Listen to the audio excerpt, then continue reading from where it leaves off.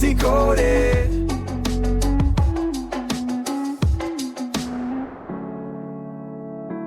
Welcome to the deep dive, and specifically this Book Decoded episode. Have you ever been in a relationship, maybe one that started out amazing, but then somehow it just got confusing? You felt lost, maybe doubting yourself, caught in something you couldn't quite grasp. It's a really common and painful experience. And today we're digging into a book that sheds a lot of light on this. Adelyn Birch's 30 Covert Emotional Manipulation Tactics, how manipulators take control in personal relationships. Right. Our goal here is to kind of unpack these hidden control methods so you can spot them, understand them, and, well, protect yourself. Exactly. Awareness is key. So let's start there. What is covert emotional manipulation according to the book? Well, Birch describes them as these really underhanded tactics, deceptive stuff.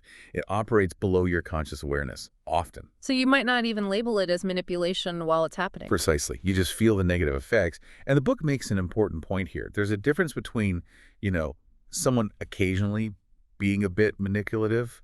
Maybe we've all done that in small ways. Yep. And a consistent, dangerous pattern. Birch links the really skillful manipulators to what psychology calls the dark triad.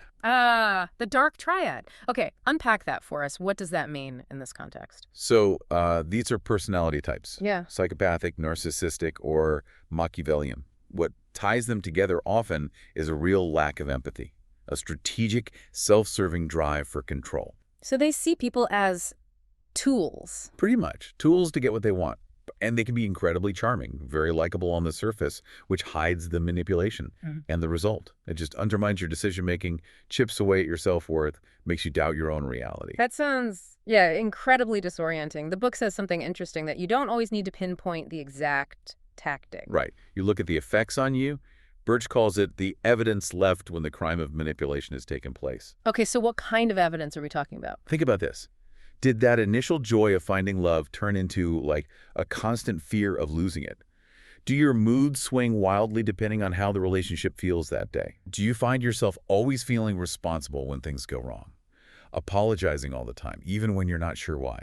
Maybe you've become a kind of detective, right? Yeah. Analyzing every text, every word. Yeah, constantly trying to figure things out. Or just feeling smaller. Yeah. Less confident than before. Yeah. Those are huge red flags. It sounds exhausting.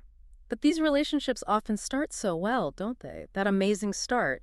How does the book explain why people get stuck, even with all these negative effects? That initial phase is absolutely crucial. The book talks about that soulmate feeling, the intense honeymoon period. It creates a really strong positive anchor. Right, something to compare everything else to. Exactly. Then the manipulation creeps in, slowly. It escalates through this cycle Birch calls promised gains and threatened losses. Promised gains, threatened losses. Can you give an example of how that works? How it makes you feel like it's somehow your fault? Okay, so imagine you get showered with intense affection, right? Future promises, deep talks. Yeah. The gain. Then suddenly it's withdrawn. Cold shoulder, criticism, silence. The threatened loss. So you scramble. You think, what did I do wrong? How do I get back to that good feeling? You start blaming yourself, trying to fix it. Chasing that promised gain again, it hooks you right into the cycle. Wow, that's a powerful dynamic. The book outlines specific tactics too, right? Like intermittent reinforcement? Oh yeah, that one's huge. Birch calls it the most powerful motivator.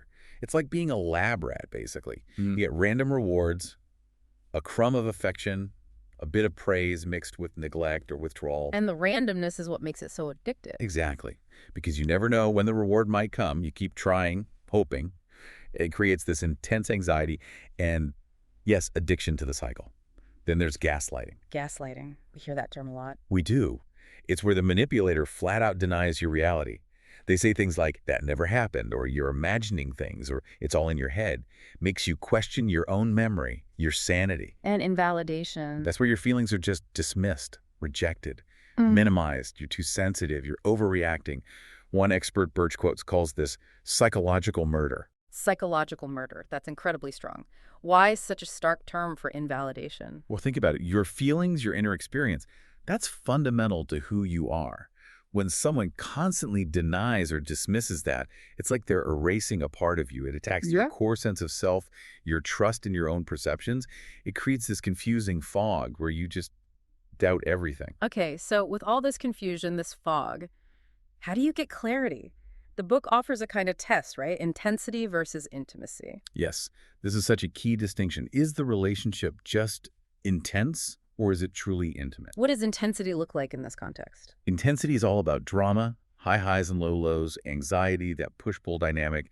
It feels like a roller coaster. The book describes it as addictive, fostering what's called a trauma bond. A trauma bond. Yeah.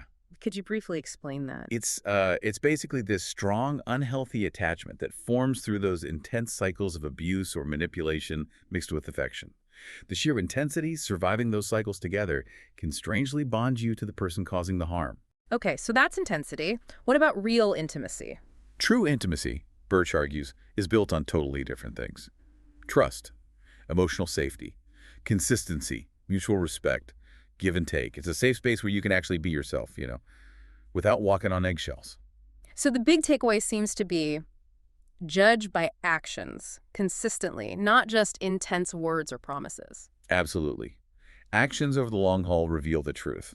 Ultimately, the book stresses that awareness is your absolute best defense. Recognizing these patterns is the first crucial step. And if this stuff is resonating, the next step is setting really clear, firm personal boundaries.